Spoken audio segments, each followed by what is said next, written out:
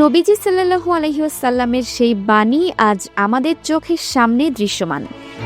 উম্মাহর মাঝে আজ বিভক্তি চরমে, যেখানে প্রতিটি দলই দাবি করছে তারাই সঠিক আর বাকিরা ভ্রান্ত। এই কাদা ছোড়াছুড়ি আর একে অপরকে জাহান্নামী ফতোয়া দেওয়ার এই অসুস্থ প্রতিযোগিতা থেকে বাঁচতে রাসূল সাল্লাল্লাহু আলাইহি ওয়াসাল্লামের একটি গুরুত্বপূর্ণ উপদেশ মনে রাখা জরুরি। যে চুপ থাকে সে নাজাত পায়। সাহাবায়ে কেরাম যখন জিজ্ঞেস করেছিলেন সেই জান্নাতি দল কারা, নবীজি সাল্লাল্লাহু আলাইহি ওয়াসাল্লাম সুস্পষ্ট করে বলেছিলেন, যারা আমার এবং আমার সাহাবাদের পথ অনুসরণ করবে, অর্থাৎ রাসূলুল্লাহ সাল্লাল্লাহু আলাইহি ওয়াসাল্লামের সুন্নাহ এবং সাহাবীদের জীবন দর্শনের মধ্যে রয়েছে জান্নাতের চাবিকাঠি। এখানে কোনো ব্যক্তি বা বিশেষ নেতার অন্ধ অনুসরণ নয়, বরং কোরআন ও সুন্নাহর মৌলিক আদর্শই প্রধান।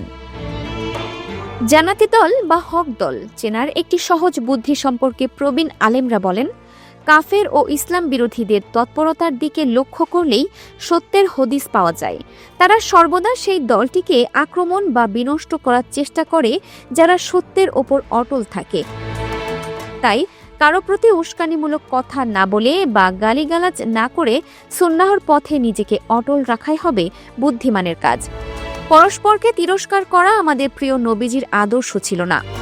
আসুন বিভক্তি ভুলে সাহাবাদের প্রদর্শিত পথে ঐক্যবদ্ধ হই। আল্লাহ আমাদের সবাইকে সিরাতাল মুস্তাকিমে চলার তৌফিক দান করুন। Dinajpur TV multimedia desk.